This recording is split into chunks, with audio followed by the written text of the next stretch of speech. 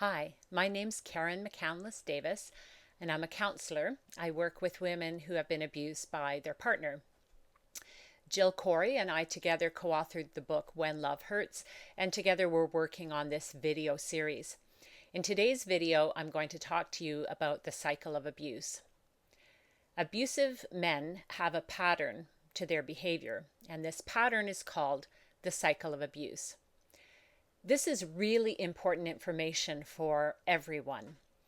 1 in 4 Canadian women will be abused by a partner at some point in her lifetime. 1 in 4. That's a really frightening statistic. So of course, women need to have this information, but men need to have this information too. Anyone who cares about women needs to know about the cycle of abuse because statistically, there's someone in your life right now who's experiencing this. And if you understand the cycle of abuse, you will be better able to support her and help her and encourage her. The cycle of abuse was first developed by Lenore Walker in the late 1970s. And since that time, it's been used to help women to understand their partner's bizarre behavior. This is what the cycle looks like. There are 3 phases to the cycle: honeymoon, tension, and explosion. I'm going to talk about each phase of the cycle. The cycle begins with honeymoon behavior. An abusive man presents himself in a very positive way in the beginning of the relationship, and this is what we call honeymoon behavior. The man will appear to be kind, he'll act interested in the woman, they'll do fun things together. He may seem very attentive or generous or considerate. He might be really good with kids. He might be helpful or hardworking. Whatever the particulars, the important thing is that he presents himself as a genuinely good guy. Unfortunately, the honeymoon doesn't last forever. Eventually, this positive-looking behavior deteriorates into the tension phase. During this phase of the cycle, an abusive man does various things to create tension in the relationship or in the household. He may seem grumpy or moody. He might be sarcastic, angry, or hostile to the woman. Some women describe their partners as being very critical of them at this time in the cycle. Some men withdraw from the relationship and appear disinterested and distant. Eventually, the tension phase ends with an explosion. The first many times around this cycle, the explosion may seem sort of minor, maybe a joke at the woman's expense or the man raising his voice in anger. But over time, the explosions become brutal. Yelling, raging, swearing, name-calling, destroying something important to the woman, throwing something at the woman, threatening to hurt the woman or someone important to her. These are some examples of explosion. Some men who are abusive are loud and very scary when they're exploding. Other men explode by taking off, disappearing for hours or days. Basically, they punish their partners with the silent treatment. They kind of implode instead of explode. So the explosion is not necessarily always loud and in your face. Often after the explosion, the man moves back to honeymoon behavior. He might apologize for his actions. He might promise to never do that again. He might give the woman a gift, or he might want to have sex. Generally, he'll behave in a more positive way. He goes back to being that good guy he presented himself as being in the beginning. He's helpful, considerate, thoughtful, and so on. So we're back at the beginning of the cycle. An abusive man drives this cycle around and around. It's his cycle. He chooses how he's going to behave. We've just given you a few examples from each phase, but hopefully you're starting to understand this cycle. It's important to say that while it looks neat and tidy on the screen here, to actually live with someone who's abusive is chaotic. It feels so bizarre. The man's behavior is so unpredictable. It's really crazy making. to live with someone who one day is kind and affectionate to you and the next day is cruel and malicious. So let's come back to the honeymoon for a moment. This can be the most difficult part of the cycle to understand. It's the honeymoon that draws the woman into the cycle. It's that positive behavior that he shows at the beginning of the relationship, during their courtship. There's this myth in our society that some women are attracted to abusive men. And this myth really needs to be challenged because it's not true. Every single woman that Jill and I have met over these many years was attracted to the positive qualities that the man presented in the beginning. They weren't attracted to the abuse. They were attracted to that positive behavior he showed in the beginning. Now, some women come into group carrying the idea that they're attracted to abusive men, maybe because they were abused as a child, and so they think that abuse is normal. But when we have a chance to really unpack that with women and to ask them to think back to the early days in their relationship, every woman describes the positive qualities that the man presented. When they think back to the courtship time in their relationship, they always have a long list of positive qualities that the man presented himself with. If you think about it this way, it just becomes really clear. Can you imagine if a man came up to a woman and said, "Hi, my name is Bob and I'm abusive. Do you want to get together?" Like, obviously the woman would just walk away, right? So it's really a ludicrous idea that women, or some women, are attracted to the abuse. Also, women are very clear with us that if their partner had shown the explosive behavior on the first date, there would not have been a second date, right? If on the first date he was raging and swearing at her and calling her names and threatening to kill her, there would not have been a second date, right? So it's not that women are attracted to the abuse. Rather, it is that abusive men misrepresent themselves, and they present themselves in the beginning as these wonderful people. And it is this wonderful behavior that the woman sees predominantly for the first part of the relationship, until she is committed to the point that it is no longer easy to walk away from the relationship. So maybe they've moved in together, or they've bought property together, or she's pregnant, or they're engaged. It's not until she's committed to that point, usually, that the woman sees very much of that explosive behavior at all. And some men who are abusive, not all, but some, really speed up the commitment piece, are quick to want to move in together or get engaged. And so that can actually be a bit of a warning sign for women. And one way that women can keep themselves safe is to try to slow down the relationship and see how he responds to that. But, as a society, we have this idea that, oh, a man who's capable of commitment, well, that's a great thing. Grab a hold of that, right? So it's not till the woman is committed to a point that it's hard to step away from the relationship that she would see this more explosive behavior. She's not attracted to that. She's attracted to that good behavior that he presents in the beginning. So it's really important that we not think the woman is somehow foolish for falling for the honeymoon. The honeymoon is incredibly powerful and persuasive. This is one way to think about it. Most other people in the couple's life will only see the honeymoon behavior from the man, right? Because the man not only honeymoons the woman, he also will honeymoon the rest of the community.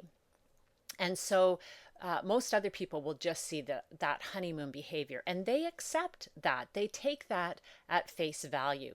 And this is what women have taught us. Women have taught us that If they go and share with someone, like maybe a friend or a family member or a member, maybe a leader in the religious community, if they share with that other person an explosion that's happened, probably trying to gain some clarity on what's going on in the relationship, if they share that, that other person is likely to say, "Oh, but Bob's such a good guy."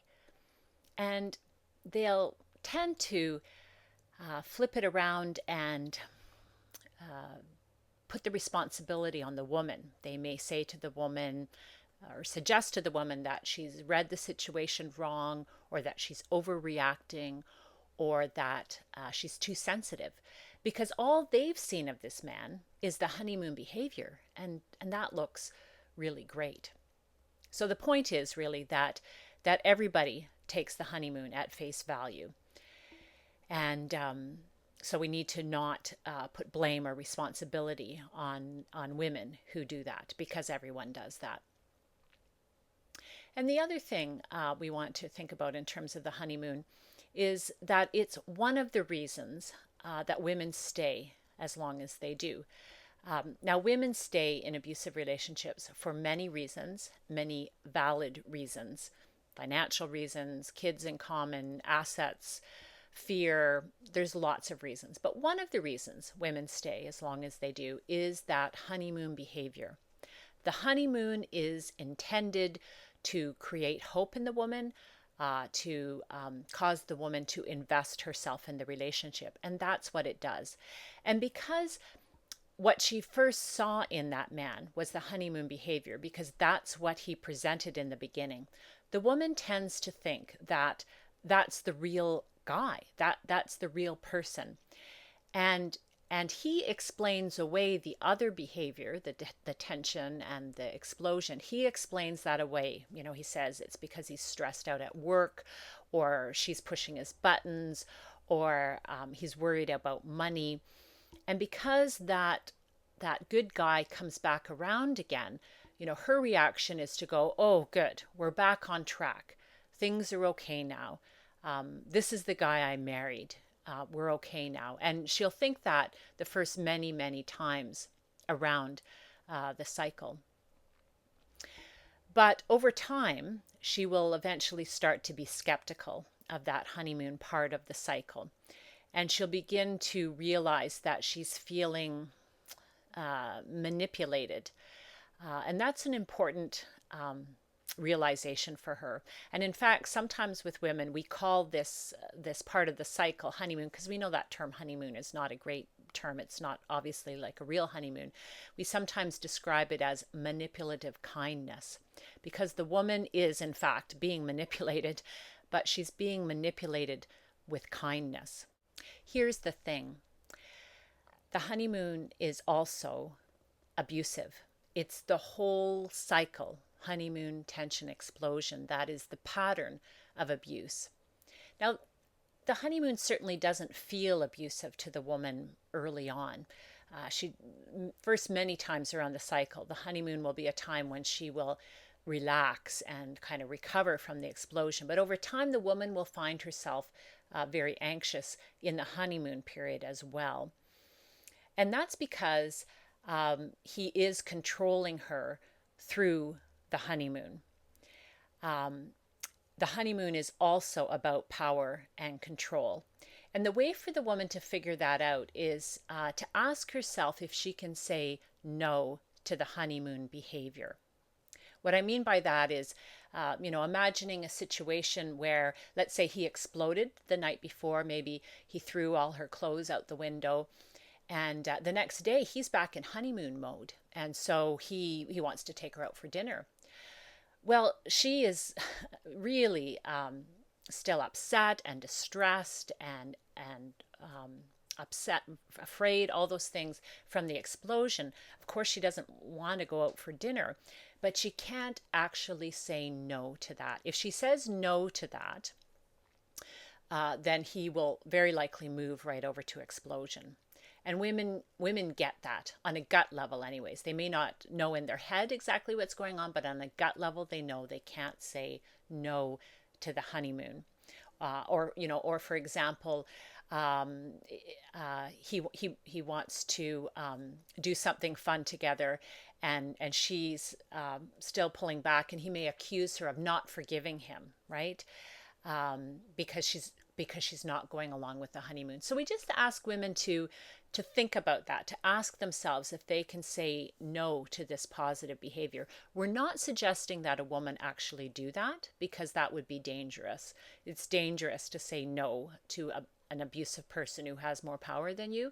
But for a woman to just ask herself in her head, could I say no to this?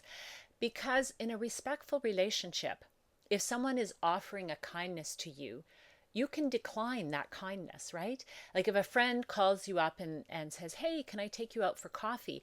You can say to the person, oh, no, I'm too busy. I can't do coffee right now, maybe some other time.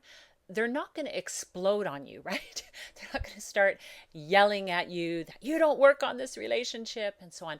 But that's what abusive men do. If the woman doesn't go along with the honeymoon, he will move right back to explosion. So that's one way to tell if in fact a person, for a woman to figure out if she is in an abusive relationship, is there's this honeymoon behavior and she has to go along with it.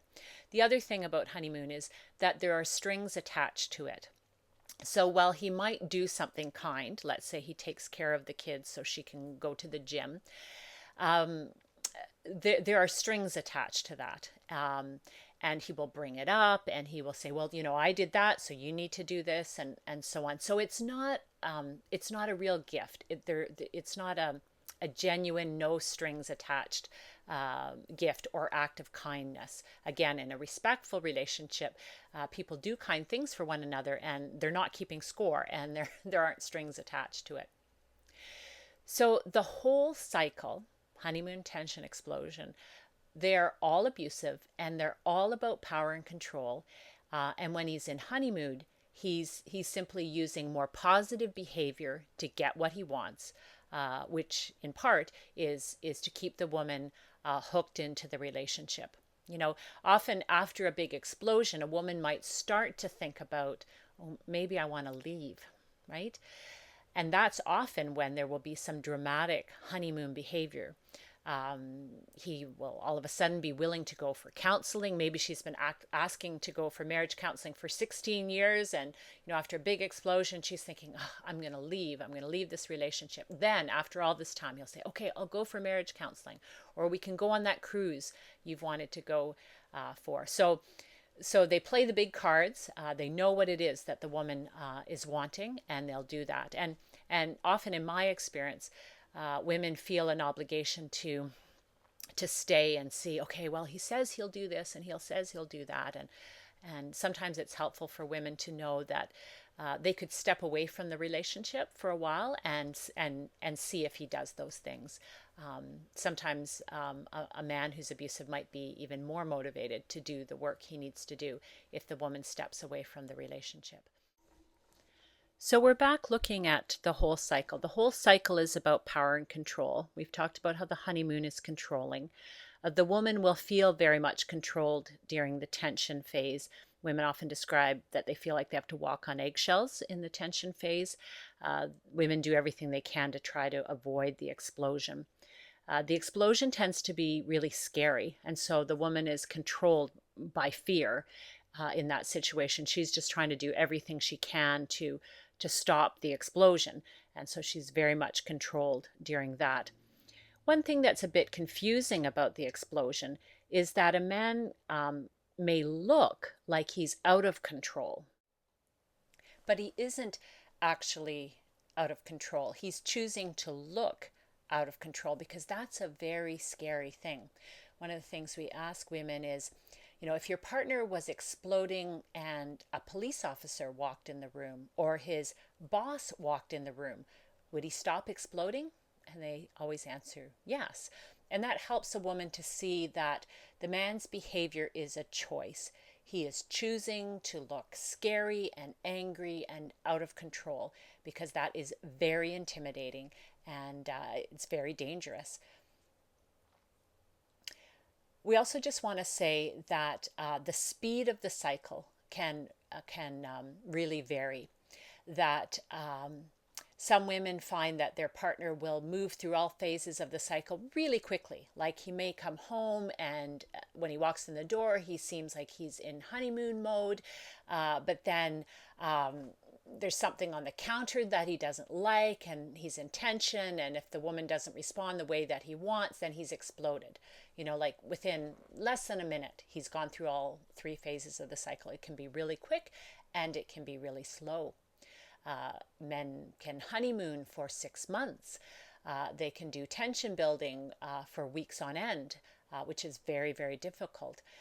Explosions can really vary in length. And over time, the look and feel of the cycle can be different also. The explosions will tend to get worse. Whatever form the attacks take, whether that's verbal, financial, sexual, physical, they will become more vicious and more cruel. That tends to happen over time. The explosions will get worse. And some women report that the honeymoon may also change over time. Some men, their honeymoon gestures will become more grand because they are fearful that they're going to lose their partners. And for other women, sadly, when women are really trapped in these relationships, sometimes the honeymoon will all but disappear because the man realizes that she really doesn't have any options. So if the woman is really dependent financially, or they have maybe kids in common and he knows that she's not going to leave because of the kids, the honeymoon may become very small. So that's a brief introduction to the cycle of abuse. If you or someone you know has experienced abuse, we hope that you'll continue to watch this video series because there's a lot more to talk about when it comes to the dynamics and impact of abuse. And we'd also like to encourage you to go to our website, whenlovehurts.ca, for more information and ideas about resources and support.